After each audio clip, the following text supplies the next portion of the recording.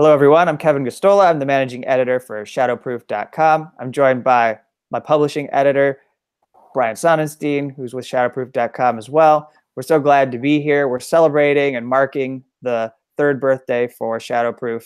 We want to thank members, readers, everyone who shared our work. We're so happy that you've been able to support us. Yeah, thank you guys so much. It really means a lot to us to be able to do this work, especially in times like these, in a media economy like this. And we really couldn't do it without your support. So thank you. We just want to dive right into it. We want to use this opportunity of our third birthday to look back on our accomplishments, how we've changed and how we've grown, and where we hope to go from here. And one of the first things I want to point out is that we have sort of in the past year put more of an emphasis on supporting freelance contributions. We've had a lot of really good contributions from writers that I admire and that I know Kevin admires. And we hope to expand on this. I just want to run down and give some examples of some of the great things we published. We had Michael Aria and Willie Burnley Jr. on the teacher strikes. We had Michael Senato covering Trump's use of Mar-a-Lago to further his business interests and organizing against Amazon in Seattle. We had Lauren Gill writing about the fight to abolish the death penalty in New Hampshire. Aaron Sinek and Elizabeth King did some great work on anti-fascist organizing in Tennessee. And then we even had Arvind Dilawar, who was writing about Customs and Border Patrol apprehensions in Vermont on the northern U.S. border. So yeah, one of the things that we have tried to do is to look at what's going on in the news and then pinpoint where we can make an impact.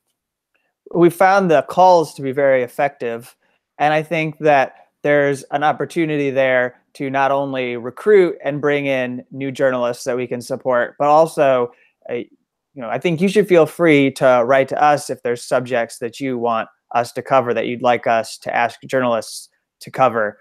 We've received requests in the past months and we're working on them, but these have been effective because what we do every month is we put out a call and we select 3 or 4 subjects that we really want to focus on, and we make that pitch to journalists, and anybody who's working on those subjects can send us their submissions, their pitches, and let us know that they'd like to publish. And Brian's been handling that, and maybe he wants to talk about how effective it's been building relationships with some of the journalists in the last year that we've worked with.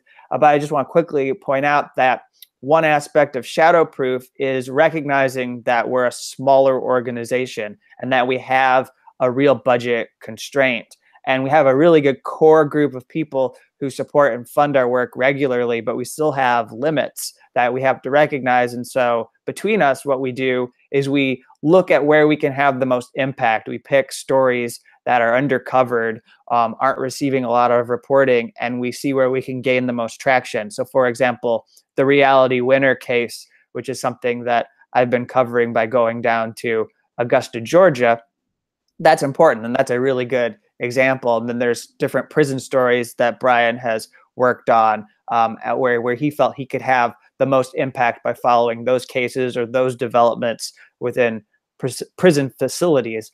And so I think that's something for you all to keep in mind, that we're very careful about trying to be all things to all people by trying to cover all stories and not follow the news cycle, not chase some 24-hour news cycle, but to really focus and see where we can have the most impact by covering specific stories and empowering freelance journalists that are working on those subjects.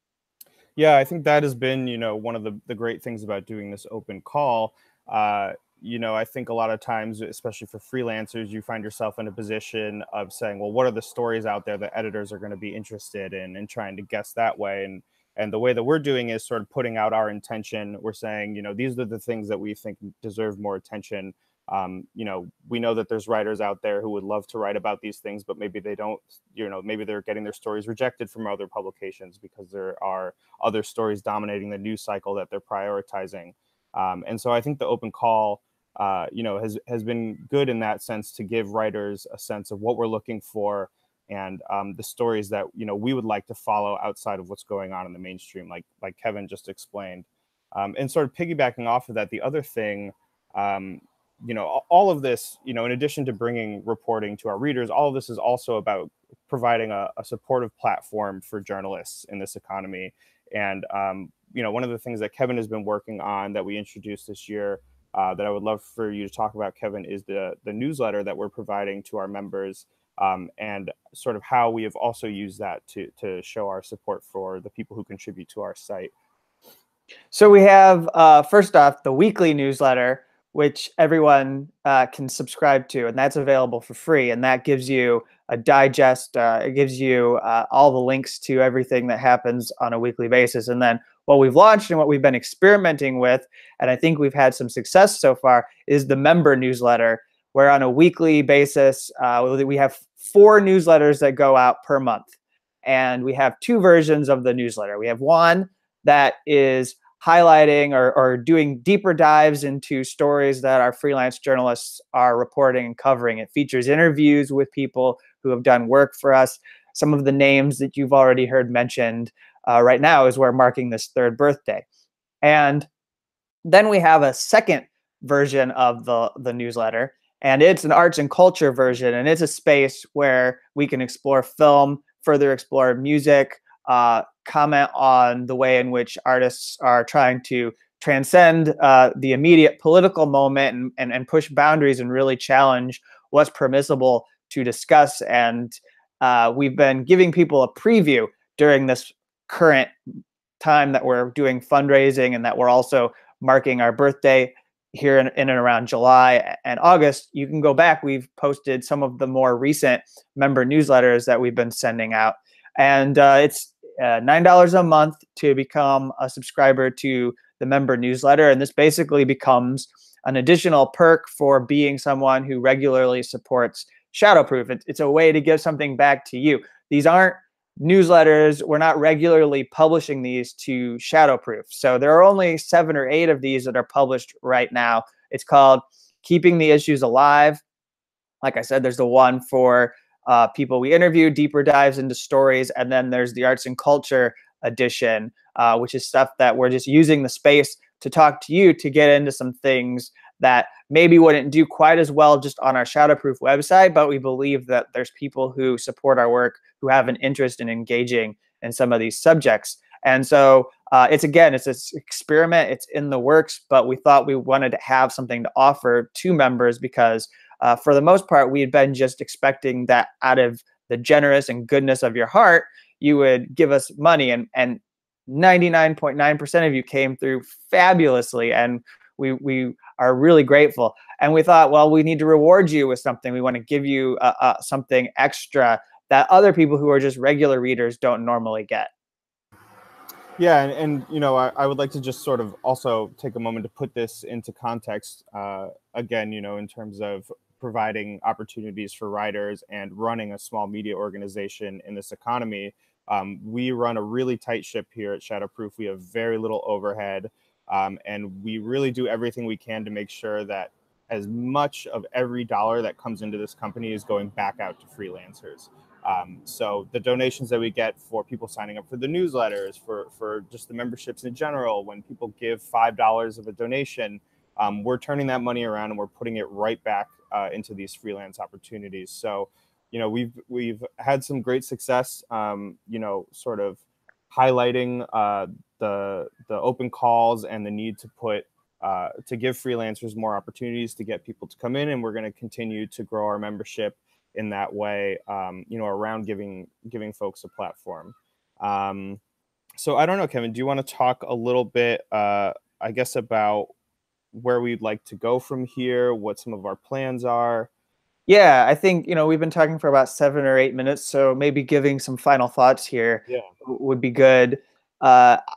Just to quickly, again, highlight that one thing that's been effective in the last few years is putting out protest music on a weekly basis and doing these features that do highlight artists, and also putting together lists and recognizing some of the music that's going out there that flies under the radar, and also challenges this idea that there isn't a lack of protest music, that in fact there's probably more than ever within the industry, whether you're going from independent artists to the more mainstream commercial artists. They are recording songs that do speak to the political moment, whether you agree with or support the politics or not, they are providing social commentary. And so that's been a really good added part of Shadowproof. I think the columns that we've worked, your prison protest column, working the dissenter column, those have achieved some really good success. I think in the past year, we've seen generating more interest in our website through our podcasts, having Unauthorized Disclosure with my co-host, Rainer Kalik, who's based in Lebanon. And then, you, Brian, have been able to grow the Beyond Prisons podcast and generate a following. So I know you'll have some closing words, but the things that I would leave people with, the thought that I would have, and I encourage you to look at our website if you'd like to consider some more of our ideas related to what we're trying to do with Shadowproof. We're going to have a piece of writing about how things have gone this past year, dig into some of these media issues. We also have a couple pieces coming in the following week from a few freelance journalists that are going to write about their experiences in this current media environment.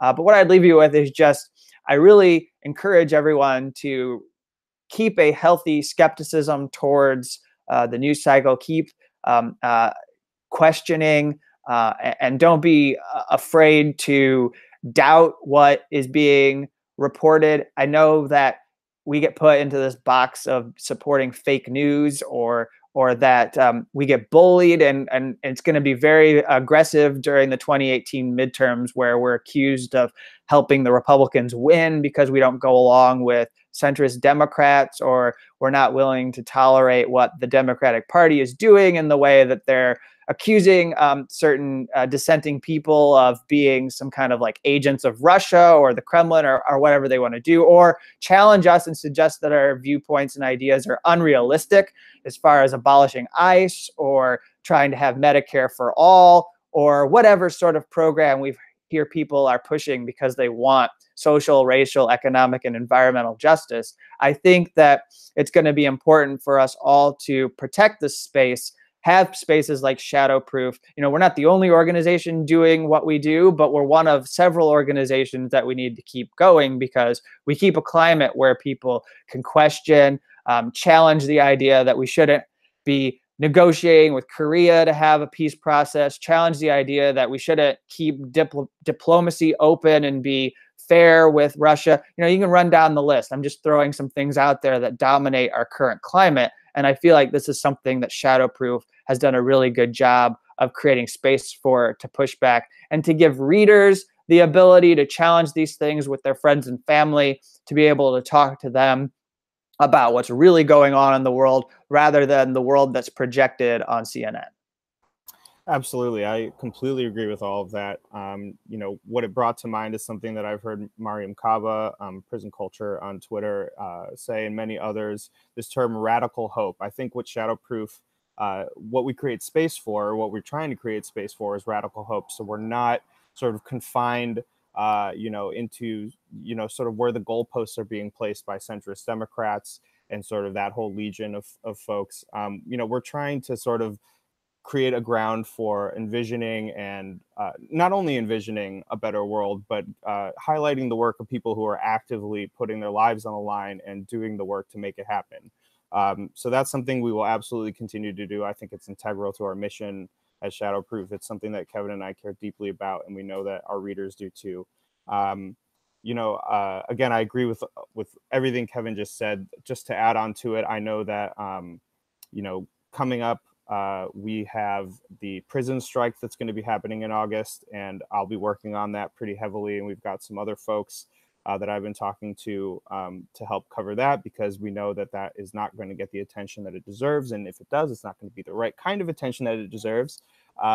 But sort of keeping in that, I think one of the last things I'll say that I think we've been doing recently, and that I think is something, if we can continue to grow the organization and bring in more members and have sort of more monthly, regular, stable financial support, is to do sort of more deeper, thought out, not necessarily longer, but perhaps, again, more in-depth reporting on issues, doing more work with Freedom of Information Act requests. Instead of just, one of the reasons why we are resistant to sort of chasing the 24-hour news cycle is because, in part, a lot of this stuff a lot of these stories deserve care and attention, and they take a while to work on.